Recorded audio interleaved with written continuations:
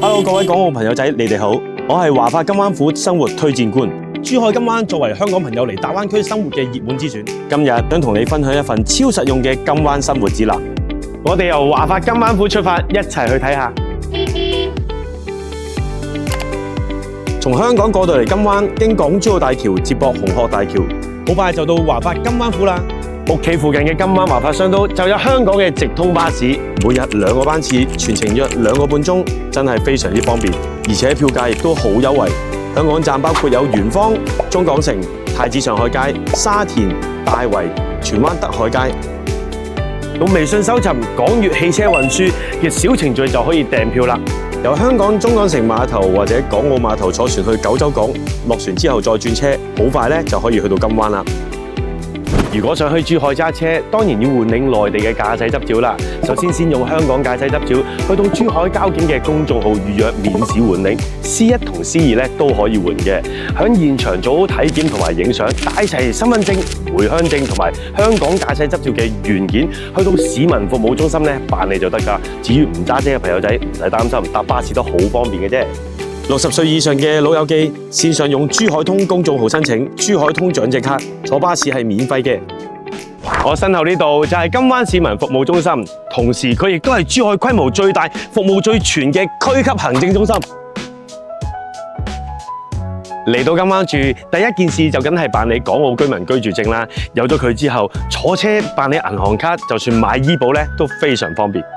辦理都好簡單，符合居住滿半年、有穩定住所或者就業就讀就可以申請。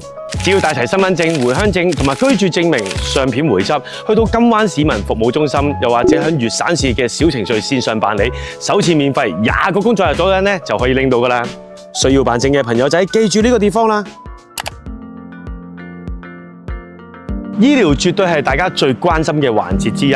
華發金灣府附近咧就有廣東省人民醫院珠海醫院、遵義醫科大學第5附屬珠海醫院、康復醫學、老年醫學、創傷急救都係佢哋嘅強項。仲有好消息，香港長者醫療券依家響珠海可以用啦！年滿65歲、持有有效香港身份證或者豁免登記證明書嘅長者咧就可以領取啦。先通過醫院熱線或者公眾號預約，告知使用醫療券。就診時攜帶香港身份證、醫療券電子憑證。至於費用係用人民幣結算嘅，按返當月嘅匯率扣除醫療券嘅金額。再俾多個攻略，大家可以用醫療券嘅醫院咧，一間比一間厲害。即刻同大家去睇下。珠海市人民醫院係珠海最早嘅3甲醫院，介入醫學、老年病出晒名。中山大學附屬第5醫院綜合實力最強，器官移植、疑難重症、腫瘤為重點，牙科、骨科、康復理療。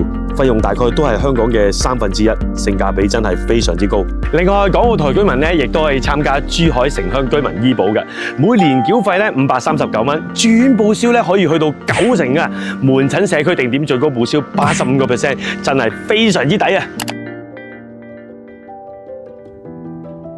而家港澳長者嚟到珠海定居，可以享受以下嘅長者福利。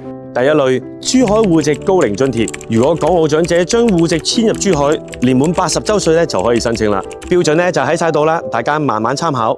而第二類咧係針對中度、重度、完全失能嘅長者，每個月最高可以領取800蚊電子消費券，用於居家、社區或者機構養老服務。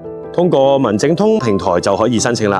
如果你係年滿65週歲又或者70週歲嘅香港朋友仔，選擇喺廣東養老，可以申請廣東計劃，領取長者生活津貼同埋高齡津貼。由2026年嘅年中開始，你可以直接喺珠海市內嘅合作銀行領取津貼，唔需要再經過香港賬戶中轉。如果需要專業照顧，可以申請香港廣東院舍照顧服務計劃。目前珠海已納入嘅指定院舍就係和頤頤養中心，金灣頤養園已經申報咗喺呢個計劃。平時 shopping 買嘢用微信支付寶咧就最方便噶啦，綁定咗香港嘅 credit card 咧就得噶啦，掃一掃乜都搞掂晒。揾食揾玩當然用大眾點評同埋美團啦，就好似香港嘅 OpenRice 咁。查醫保辦業務用粵省市咧嘅小程序就搞掂晒噶啦，仲有個灣事通添啊，一個 app 搞掂晒，出行、支付、生活好方便。出行、醫療、辦證、養老，由華發金灣府出發，成個金灣嘅生活配套都係你觸手可及嘅便利。置業金灣安家華發金灣府，呢度有香港熟悉嘅便利，更加有大灣區難得嘅慢生活，好環境、高性價比，唔使再猶豫啦，過嚟金灣開啟你嘅理想生活啦！